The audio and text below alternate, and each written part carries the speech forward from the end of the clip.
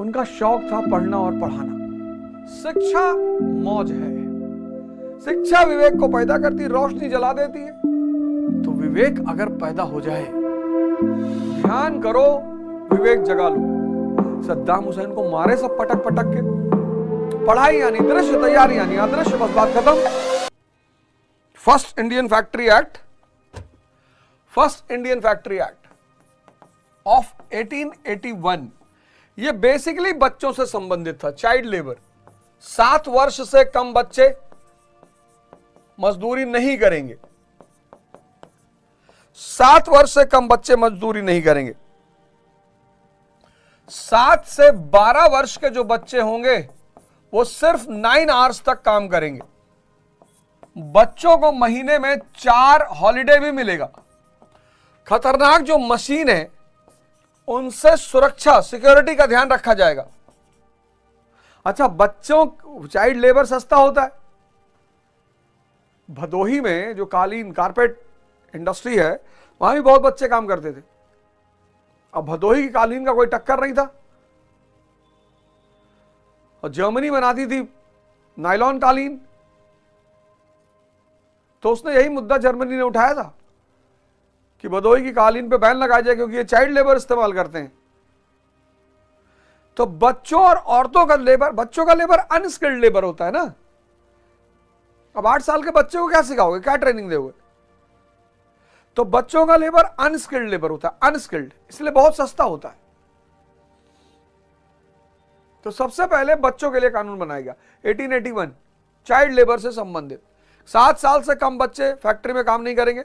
7 से 12 वर्ष जो काम करेंगे वो 9 घंटे करेंगे, और महीने में 4 छुट्टी। और जितनी खतरनाक मशीनें हैं उनकी सिक्योरिटी पर ध्यान रखा जाएगा। यह था 1881 का फैक्ट्री लॉ। अब देखो, इसमें समझने वाली बात क्या है।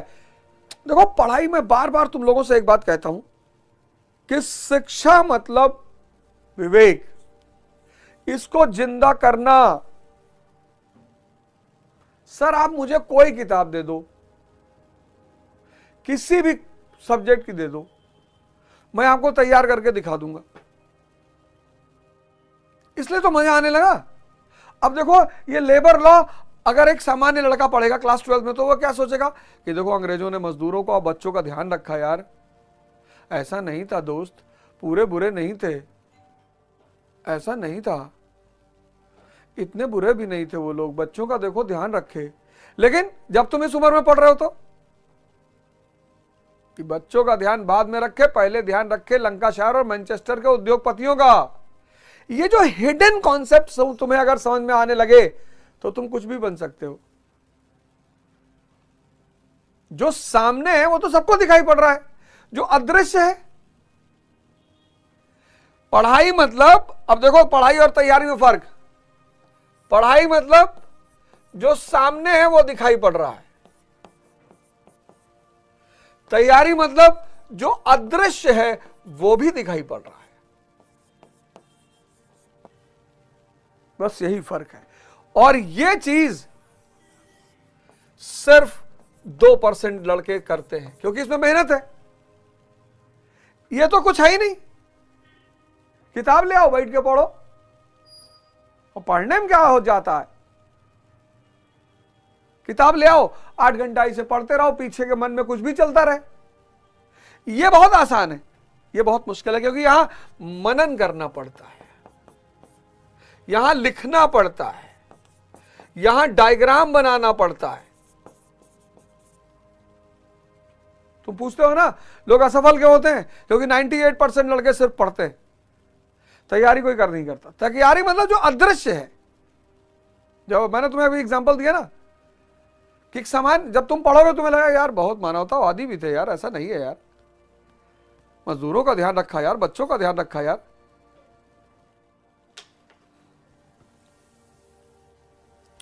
ये जिसको दिखाई पड़ने लग जाए, समझ लो हो गई तैयारी।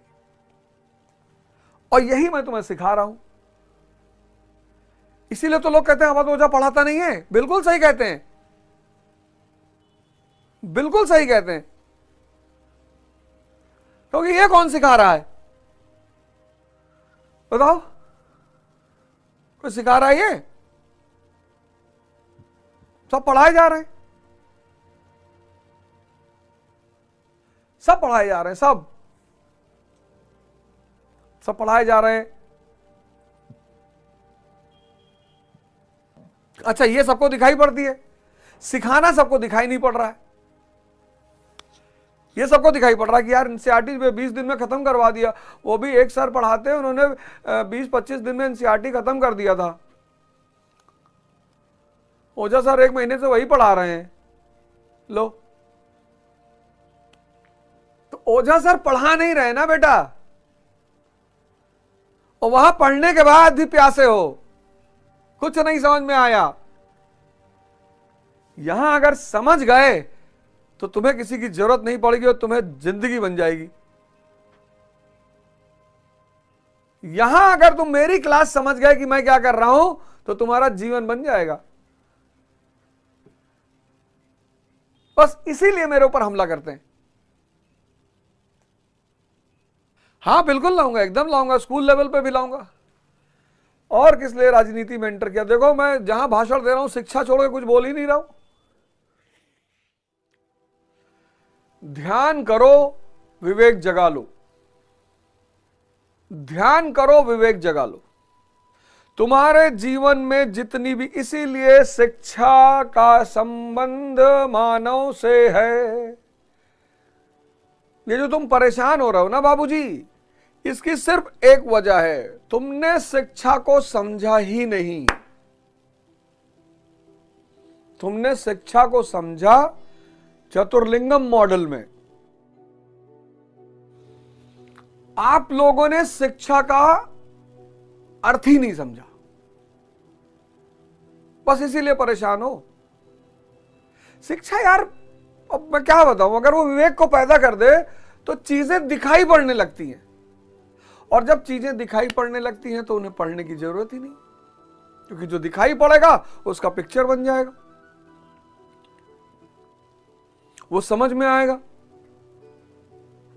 जैसे कल मैंने तुमको पढ़ाई और तैयारी के बीच में अंतर बताया। जो अदृश्य को देख ले वो तैयारी, जो दृश्य को देख रहा है वो पढ़ाई। पढ़ाई यानी दृश्य दिखाई पड़ रहा है, तैयारी यानी अदृश्य दिखाई पड़ रहा है। अब ये देखो, बर्मा पढ़ रहे हो, अब इसमें आईआर तैयार हो जाएगा तुम्हारा। इसमें तुम्हारा आईआर तैयार हो जाएगा। जो आईआर टॉपिक्स तुम पढ़ते हो वो उसका आउटलाइन तुम्हें मिल गया कि भैया किसी कंट्री की आईआर 3 चीजों पे डिपेंड करती है। एक डिपेंड करती है रिसोर्स पे। अब कोई आदमी तिब्बत पे हमला क्यों करेगा?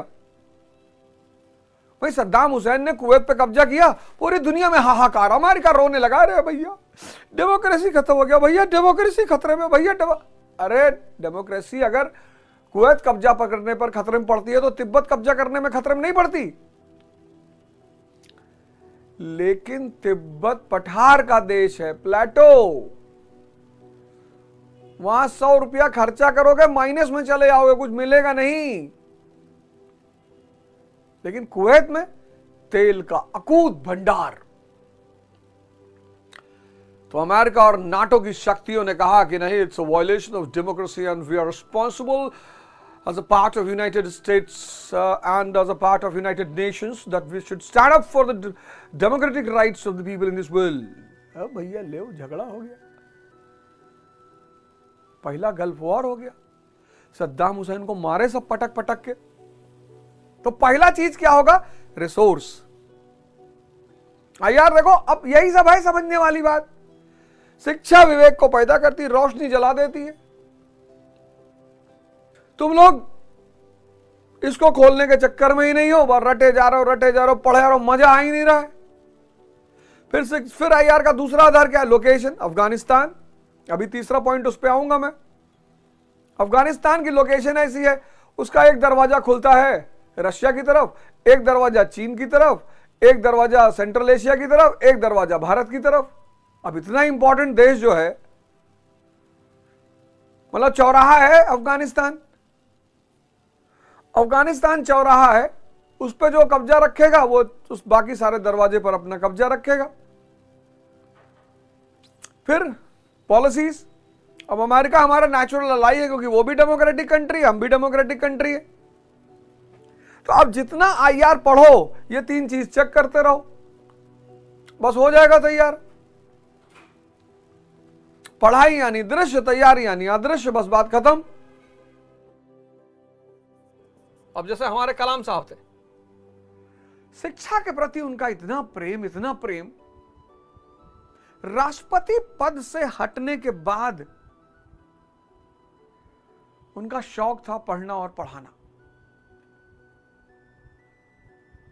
एक किताब लिखी उन्होंने, इग्नाइटेड माइंड्स। सुबह जब मैं मेडिटेशन की क्लास लूंगा तो कोशिश करूंगा उसके एक एक चैप्टर को आपको उसका सार बताऊं। आप पढ़िएगा, मजा आ जाएगा। शिक्षा मौज है, और अगर विवेक पैदा करा दे तो आदमी को आईएएस से लेकर ईश्वर तक का सफर पूरा करा दे। इतनी ताकत है शिक्षा में। और विवेक अगर बिना शिक्षा के पैदा है आपके अंदर तो आप ब्लेस्ड है। मोहम्मद का मतलब क्या है? Blessed one. मोहम्मद साहब कभी स्कूल नहीं गए थे। हर वो आदमी जिसको बिना स्कूल गए विवेक है, वो ब्लेस्ड है। कबीर, माया महा ठगनी हम जानी,